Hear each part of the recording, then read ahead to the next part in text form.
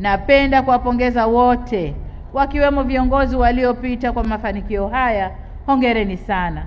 Na nimefurahi kuwaona wote wapo hapa, Mzee Chisano, Mzee Gwebuza na kaka yangu Filipe Nyusi, wote wako hapa. Ninaamini chini ya uongozi mahiri wa Rais Daniel Chapo, watu hodari wa Mozambiki wataendelea kupiga hatua kubwa za maendeleo, na ninataka nikuahidi kuwa Tanzania itaendelea kuwa bega kwa bega katika kusukuma mbele gurudumu la maendeleo.